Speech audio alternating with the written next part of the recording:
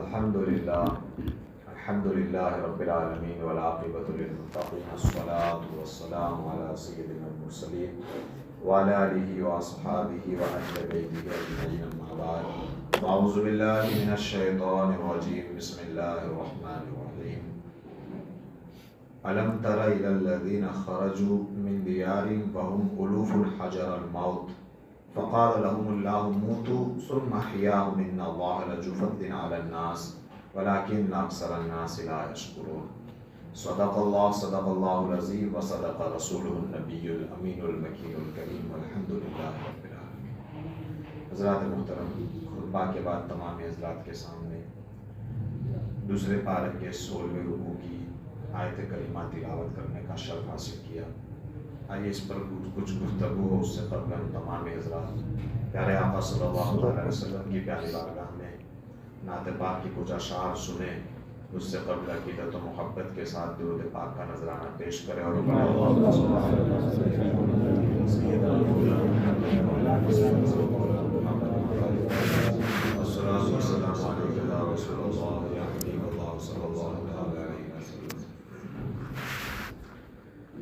کعبے میں ہو مجدوری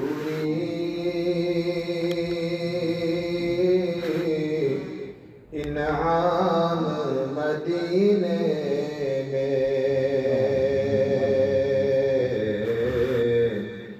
کعبے میں ہو مجدوری انعام مدینے میں، کعبے میں ہو مجدوری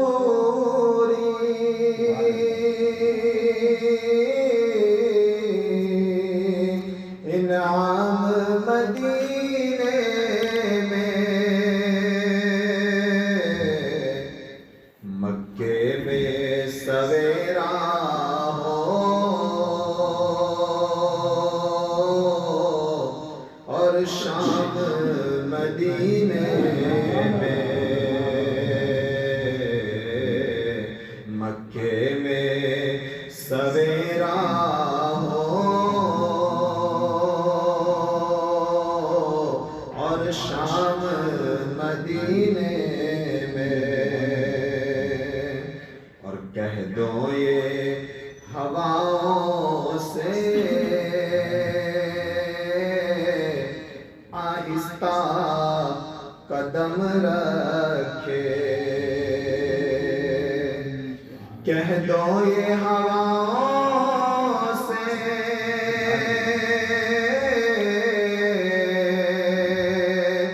آہستہ قدم رکھے، کہہ دو یہ ہواؤں سے آہستہ قدم رکھے، کرتے ہیں میرے آقا آرام مدینے میں، کرتے ہیں میرے آقا آرام مدینے میں، مکے میں سویرا ہو اور شام مدینے میں، ہر ظلم کے بدلے میں آقا نے دعائیں دی، ہر ظلم کے بدلے میں آقا نے دعائیں دی، اخلاق سے پھیلا ہے اسلام مدینے میں، سے پھیلا ہے اسلام مدینے میں، کعبے میں ہو مزدوری انعام مدینے میں، قسمت کا دھنی ہے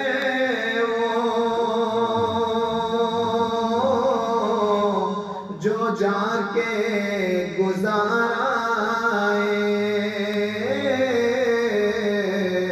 قسمت کا دھنی ہے وہ جو جا کے گزارائے۔ ایک صبح مکے میں، ایک شام مدینے میں، ایک صبح مکے میں، ایک شام مدینے میں، کعبے میں ہو مزدوری انعام مدینے میں۔ سیدنا مولانا محمد مولانا محمد مبارک وسلم، الصلاۃ والسلام علیک یا رسول اللہ، الصلاۃ والسلام علیک یا حبیب اللہ صلی اللہ علیہ وسلم۔ محترم حضرات، اللہ تبارک و تعالیٰ نے ہمیں اس دنیا میں بھیج کر پیارے آقا صلی اللہ تعالیٰ علیہ وسلم کی ذات کو ہمارے اندر تشریف فرما ہو کر ہمیں راہ ہدایت کی شکل میں قرآن عطا فرما کر اتنا بڑا احسان فرمایا کہ ہر موڑ پر قرآن ہماری رہنمائی فرماتا ہے۔ کوئی بھی بات ہو، کوئی بھی مرحلہ ہو، ہر چیز میں قرآن ہماری رہنمائی فرماتا ہے۔ بس وہ نظر چاہیے، وہ دل چاہیے، اور وہ توکل چاہیے کہ قرآن میں سب ہے۔ قرآن شروع ہوا بسم اللہ کی با سے، ختم ہوا والناس کی سین پر، تو بندے تیرے لیے قرآن ہی بس ہے۔ اور اگر الٹا کیا جائے والناس کی سین کو پہلے، بسم اللہ کی با کو بعد میں، تو قرآن ہی ہم سب کے لیے سب ہے۔ قرآن ہی ہم سب کے لیے سب ہے اور قرآن ہی بس ہے۔ الحمدللہ، اس لیے تو صحابہ کرام ہر چیز کو قرآن سے تلاش کیا کرتے تھے۔ ہر چیز، اونٹ کی رسی گم ہو جائے، اونٹ گم ہو جائے، جو بھی کچھ مسئلہ ہو جائے، قرآن کھولتے، جو آیت پہلی آتی اس پر عمل کرتے، ان کی گمشدہ چیز اللہ تبارک و تعالیٰ انہیں واپس لوٹا دیتا۔ یہ ان کا بھروسہ تھا، اس لیے اللہ تعالیٰ فرماتا وَمَن يَتَوَکَّلْ عَلَى اللَّهِ فَهُوَ حَسْبُهُ، تو اللہ پر بھروسہ رکھ، تیرا رب ہی تیرے لیے کافی ہے، تیرا رب ہی تیرے لیے کافی ہے۔ لیکن بھروسہ رکھنے کے لیے اس کی فرما برداری ہوگی تو ہی بھروسہ بیٹھے گا۔ بھروسہ رکھنے کے لیے نافرمان کبھی بھی زبان سے کہہ سکتا ہے لیکن اس کے دل میں یہ چیز نہیں آئے گی۔ میرے دوستو، جیسے کہ آج کے دور میں پھر سے اللہ تعالیٰ اس بلا سے ہم سب کو محفوظ فرمائے جس کو قیامت صغریٰ بھی کہا گیا۔ کورونا کا جو وقت تھا، وہ ایک زمانہ گزرا، پھر سے نہ جانے کوئی دہشت کا ایسا کوئی ماحول بنانے کی تیاری کی جا رہی ہو یا پھر اللہ کی طرف سے ہو، کیونکہ اس کا وعدہ ہے وَإِن مِّن قَرْيَةٍ إِلَّا نَحْنُ مُهْلِكُهَا أَوْ مُعَذِّبُهَا عَذَابًا شَدِيدًا كَانَ ذَلِكَ فِي الْكِتَابِ مَسْطُورًا۔ اللہ تعالیٰ سورہ بنی اسرائیل میں، قرآن میں یہ ارشاد فرماتا ہے کہ قیامت سے پہلے ہم ایک بستی، ایک قریہ بھی نہیں چھوڑیں گے کہ جس میں ہم ایک عذاب مہلک یعنی ایک مہلک بیماری کو بھیج دیں گے، ایک قریہ بھی نہیں چھوٹے گا۔ اللہ تعالیٰ کا فرمان ہے قرآن میں، لیکن قرآن پڑھو تو صحیح۔ اس کے بعد قوم سمود، قوم عاد کا ذکر ہے، ان کے عذاب کا ذکر ہے، ان کی امتوں نے نافرمانیاں کی تو اللہ نے ان کی زمینوں کو ان پر الٹا دیا، سارے ذکر ہے۔ لیکن ہم قرآن پڑھتے کہاں ہیں؟ پڑھتے ہیں تو اسے سمجھتے کہاں ہیں؟ جبکہ ہم پھر ہمارے دل میں یہ سوچ بھی آتی ہے نا، خیال بھی آتا ہے کہ مولانا قرآن پڑھنا تو جانتے لیکن ترجمہ کہاں سے جانے؟ تو چلو ضعیف حضرات جو ہے ان کو ایک طرف کر کے ہمارے نوجوان بال کی بھی کھال گوگل میں جا کے نکال لیتے ہیں۔ ہر چیز کو گوگل میں جا کے تلاش کرتے ہیں تو کیا وہاں پر یہ نظر نہیں آتا ترجمہ کنز الایمان نکالو تمہیں وہاں پر ترجمہ کنز الایمان انگلش میں اردو میں اور جو ہے عربی میں ہر چیز میں وہاں پر نظر آئے گا. تو ہمارا نوجوان ہر چیز میں بال کی کھال گوگل میں جا کر نکال لیتا ہے لیکن جب دین کی بات آتی ہے تو جاہل بن جاتا ہے کہ ہمیں پتہ ہی نہیں ہے. میرے دوستو حقیقت میں اگر جس کو جاننا ہے جس کو جو کام کرنا ہے نا وہ کر کے ہی رہتا ہے. جس کے پاس کچھ بھی نہ ہو اگر وہ منزل مقصود پر پہنچنا بھی چاہے نکل جائے تو اللہ تعالیٰ اس کے لیے راستے تیار کر دیتا ہے. تو میرے دوستو قرآن میں ہر چیز ہے. تو خیر میں نے آج اپنا عنوان بنایا ہے مسلمانوں کے توکل کو اور مضبوط کرنے کے لیے رب کا کلام کیا کہتا ہے کہ اگر کہیں وبا پھیل جائے کہیں طاعون پھیل جائے کہیں کوئی بیماری پھیل جائے تو اس جگہ کو چھوڑ کر بھاگو نہیں. اس جگہ کو چھوڑ کر کیا سوچ کر بھاگو گے کہ اگر یہاں سے چلے گئے تو موت نہیں آئے گی جبکہ اللہ تعالیٰ فرماتا اینما تکونوا یدرککم الموت ولو کنتم فی بروج مشیدہ. موت تمہیں ہرگز آ کر پکڑ لے گی ہرگز آ کر پکڑ لے گی. تم اگرچہ بڑے بڑے محلوں میں لوہے کے برجوں میں بھی اگر تم داخل ہو جاؤ موت تمہیں ضرور آ کر پکڑ لے گی موت تمہیں ضرور آ کر پکڑ لے گی. ایک آیت یہ کہتی ہے لیکن اب سنو جو میں نے آج کا اپنا عنوان بنایا ہے یہ بات ہو چکی کیونکہ قرآن میں سب ہے. قوم بنی اسرائیل اور پیارے آقا صلی اللہ علیہ وسلم کو ہر چیز اللہ تبارک و تعالیٰ ایسے یاد دلاتا رہا. میرا جو عنوان تھا وہی آیت الم تر الی الذین خرجوا کہ اے میرے پیارے حبیب کیا تم نے نہیں دیکھا. سبحان اللہ کیا فرمایا تم نے نہیں دیکھا. بات ہو رہی ہے حضور کے زمانے سے 400-500 سال یا اس سے بھی پہلے کی لیکن رب تبارک و تعالیٰ اپنے حبیب کو کیا کہہ رہا ہے الم ترا اے میرے محبوب کیا تم نے نہیں دیکھا. مطلب کیا کہیں سے دیکھ رہے تھے اللہ نے پہلے کہیں سے دکھایا تھا صرف یاد دلایا جا رہا ہے. کیا تم نے نہیں دیکھا اور امت کو پیغام دیا قرآن کی آیت بنی تاکہ مجھ جیسے حقیر آپ کو پڑھ کر سنائے اور ہم سب کا ایمان مضبوط ہو جائے. کیا کہا اے میرے حبیب کیا تم نے نہیں دیکھا خرجوا من دیارہم وہم الوف حجر الموت. وہ لوگ جو موت کے در سے اپنی بستی کو چھوڑ کر نکل گئے تھے اور وہ ایک دو نہیں تھے. اللہ تعالیٰ خود فرماتا الوفن وہ ہزاروں کی تعداد میں تھے. کتنی تعداد میں ہزاروں کی تعداد میں تھے. حجر الموت تو پھر ہم نے انہیں کیا کیا فقال لهم اللہ موتوا. جب موت کے خوف سے نکلے نا تو اللہ تعالیٰ قرآن میں فرماتا ہم نے ان سب کو ایک ہی جگہ میں ایک ساتھ مار دیا. ایک ہی جگہ میں ایک ساتھ میں مار دیا. جو بیٹھا تھا بیٹھے بیٹھے مر گیا جو کھڑا تھا کھڑے کھڑے جو سویا تھا سوتے ایک ساتھ میں. اور وہ کتنے تھے تفسیر میں آتا ہے 70,000 لوگ تھے.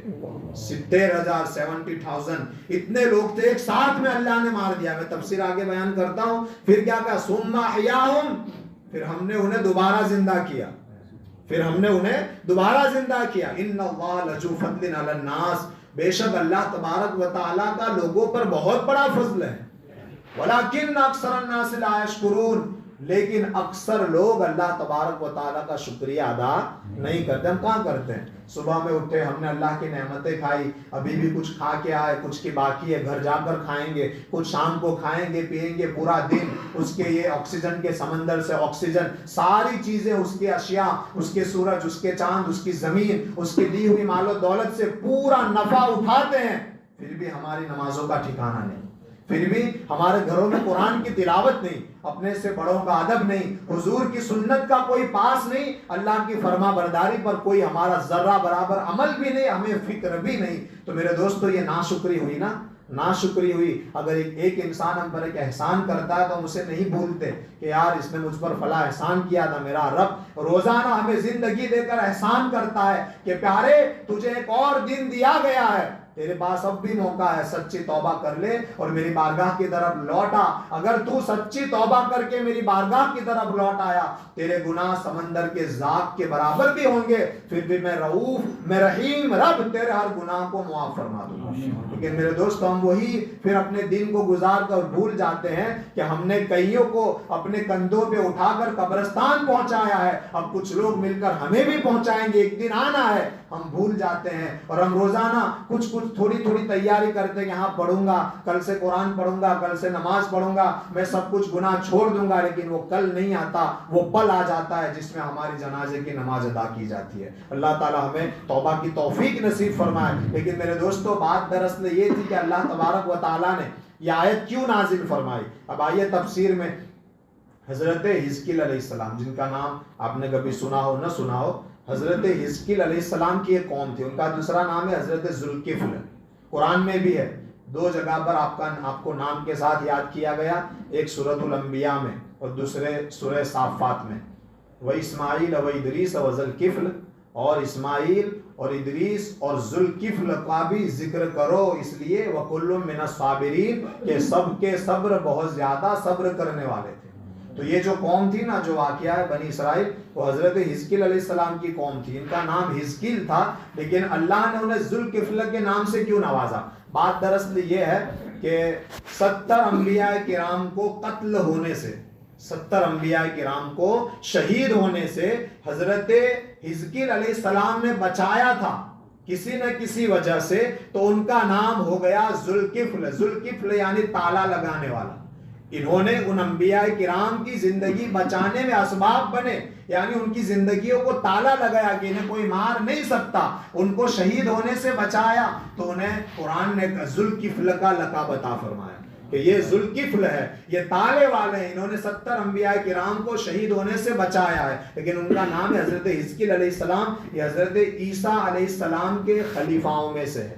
حضرت عیسیٰ علیہ السلام کے خلیفاؤں میں سے۔ آپ سفر میں تھے کہ آپ نے کیا دیکھا کہ ایک جگہ سے جب سفر سے اپنے وطن کی طرف آ رہے تھے کہ بدبو آنے لگی، تو آپ نے جب دیکھا کہ اس بدبو کی جگہ کی طرف گئے تو ایک بڑا سا میدان ہے اور جس میں بہت سارے لوگ مردہ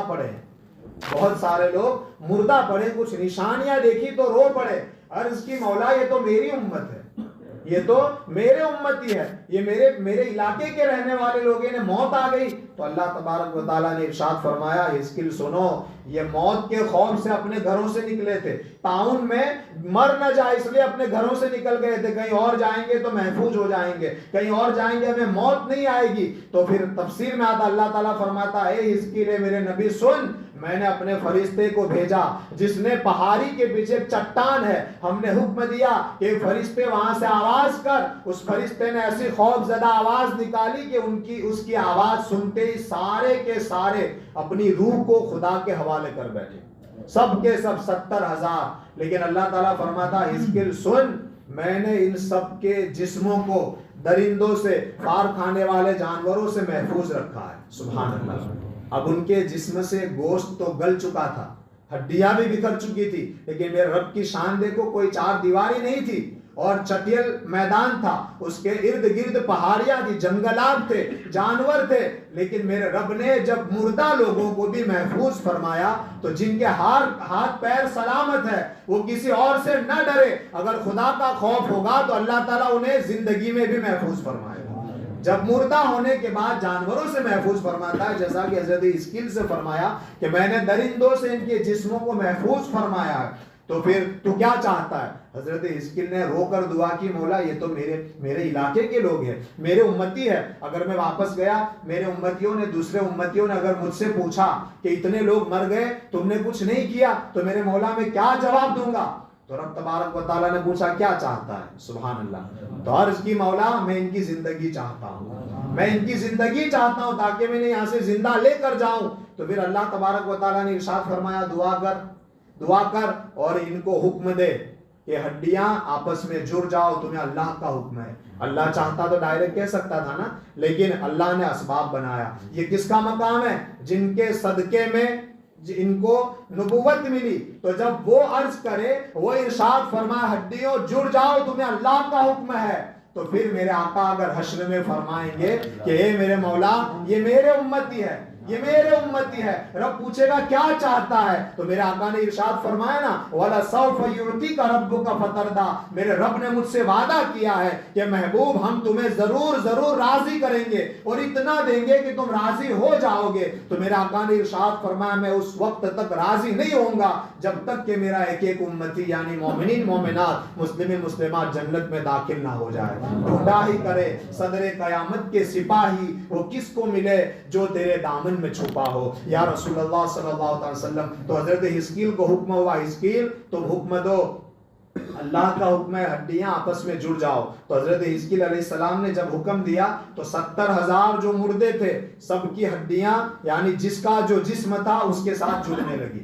پھر عرض کی مولا اب, تو کہا حکم دے کہ ہڈیاں اب گوشت پہن لو, گوشت پہن لو. تو جب حکم دیا دعا مانگی حکم دیا ہڈیوں پر گوشت چڑھنے لگا. اب جو جیسا تھا اس حال میں بیٹھا, پھر کہا کہ حزقیل اب پکار کہ اللہ کے حکم سے زندہ ہو جاؤ. تو جب حضرت حزقیل علیہ اور قرآن بول رہا ہے, یہ صرف میری زبان ہے, قرآن کا دوسرا پارہ 16واں رکوع 16ویں رکوع کی پہلی آیت. تو جب یہ حکم دیا کہ اے مرداؤ زندہ ہو جاؤ, جو جیسا تھا ویسا کھڑا ہو گیا.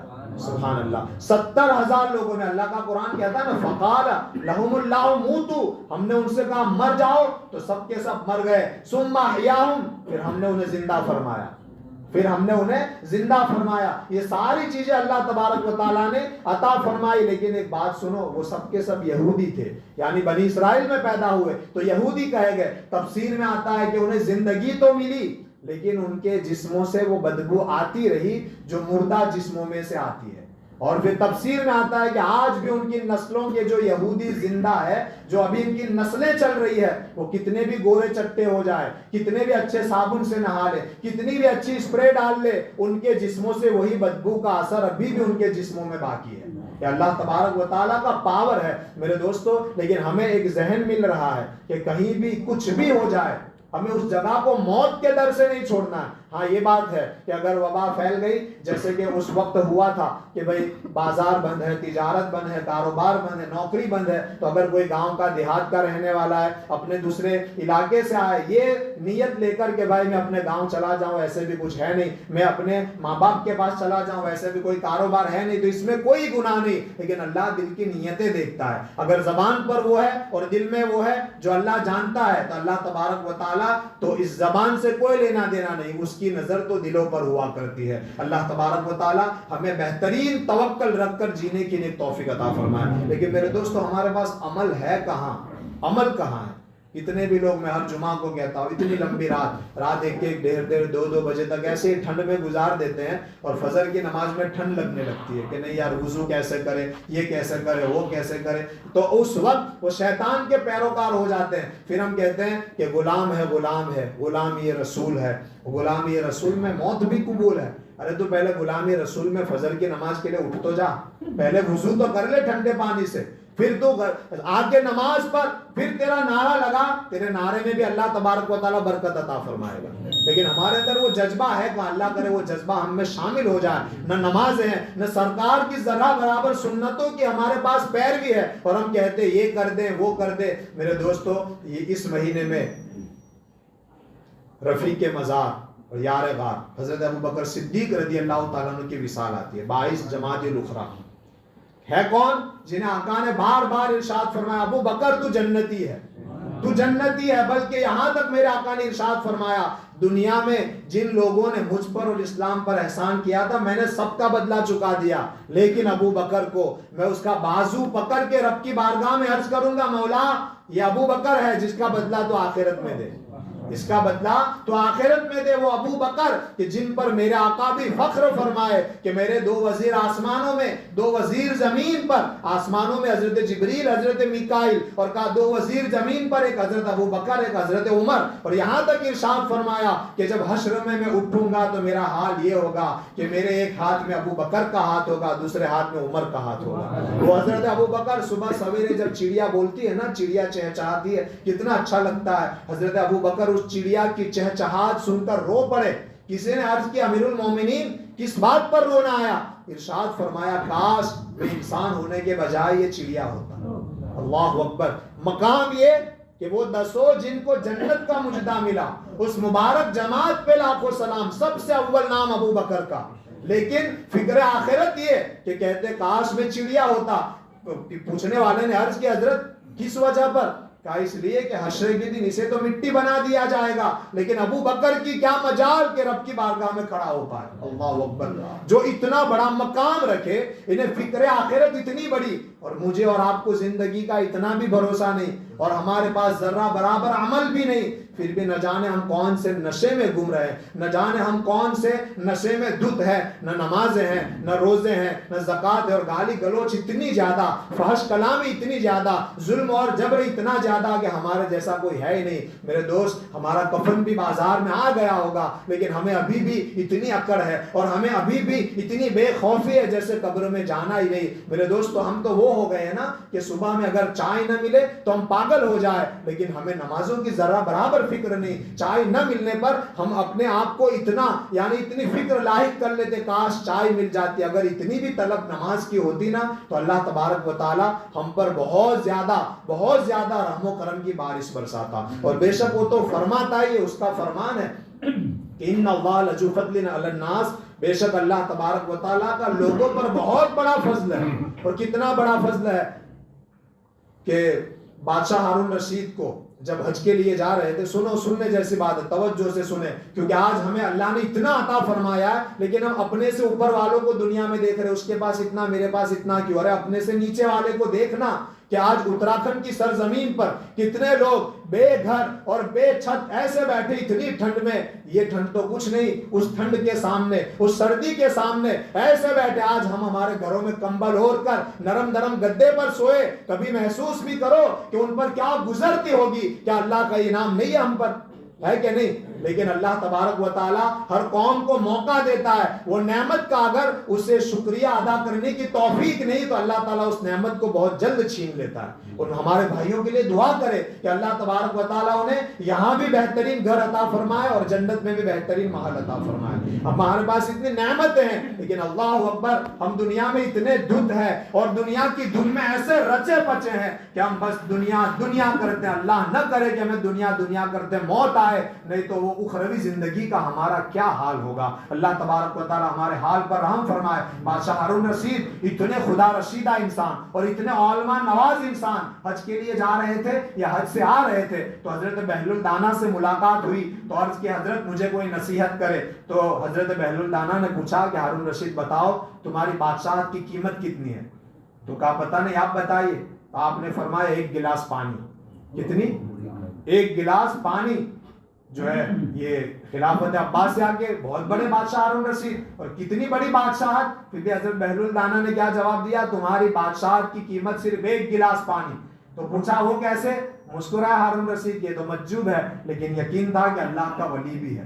تو کہا بتائیے. تو کہا تم اگر جنگل و بیابان میں ہو، اپنے سپاہیوں سے بھٹک گئے ہو، اور پیاس اتنی شدید، سر پہ گرمی ہو، اور زمین بھی تپ چکی ہو، اور تم پیاس سے نڈال ہو چکے ہو، اور تمہیں 1 گلاس پانی کی ضرورت پڑے، تو بتاؤ تم کتنے میں خریدو گے؟ تو کہا میں آدھی سلطنت دے کر خریدوں گا.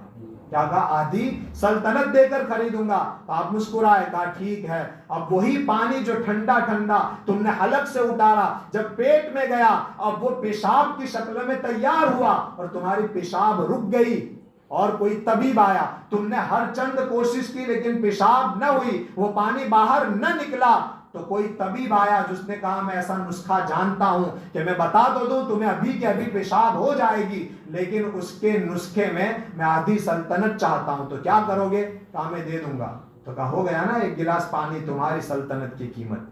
1 گلاس پانی تمہاری سلطنت کی قیمت. اللہ کا احسان ہے جس نے تمہیں پانی بھی دیا اور اس گندگی کو تمہارے جسم سے نکالا بغیر کوئی مال و دولت کے عوض میں. تو اس کا بھی شکریہ ہونا ہے. اگر ہم تو کھاتے ہیں اس کا بھی شکریہ ادا نہیں کرتے تو گندگی نکالتے اس وقت بھی دعا ہے نا، غفرانک الحمدللہ الذی اذھب عنی العذاب وعافانی. سب تعریف میرے رب کے لیے ہے جس نے مجھ سے ناپاکی کو دور کی اور مجھے عافیت بخشی. ارے واش روم نہ ملے نا اور اس وقت زوروں کی پیشاب آئی ہو یا قضائے حاجت ہو تو انسان پاگل ہو جاتا ہے. کہ کہیں میں ہی ناپاک نہ ہو جاؤں، اس وقت پاگل ہو جاتا ہے جب بیماری لاحق ہو۔ اللہ تعالیٰ ایسی بیماریوں سے ہمیں محفوظ فرمائے۔ لیکن میرے دوستو اللہ نے بہت کچھ دیا ہے، پھر میرے دوستو اخروی زندگی کی پرواہ کرو، فکر آخرت ہونی چاہیے۔ ابو بکر صدیق رضی اللہ تعالیٰ عنہ میں اتنی فکر آخرت تھی، کاش وہ فکر آخرت کا جذبہ ہم سب کو بھی نصیب ہو جائے۔ جاگنا ہے تو جاگ لے، افلاک کے سائے تلے، حشر تک سونا پڑے گا خاک کے سائے تلے۔ پھر کوئی بہانہ نہیں ہوگا۔ اللہ نے موقع دیا اس زندگی میں، یہ اخروی کیوں دی یہ زندگی؟ اللہ تعالیٰ فرماتا کیا عیش و عشرت کرنے کے لیے دی؟ کیا نمازوں کو چھوڑنے کے لیے دی؟ کیا قرآن کو صرف الماری کی زینت بنانے کے لیے دی؟ اللہ کے قرآن سے پوچھو تو قرآن فرماتا ہے الذی خلق الموت والحیات، کہ ہم نے موت اور زندگی کو اس لیے بنایا لیبلوکم ایکم احسن، کہ ہم جانچے کہ تم میں سے بہترین اعمال کس کے ہیں، تم میں سے بہترین اعمال کس کے۔ اللہ تعالیٰ ہمیں بہترین عمل کر کے ہمیں آخرت کی فکر کرنے کی تیاری اور آخرت کی فکر نصیب فرمائے۔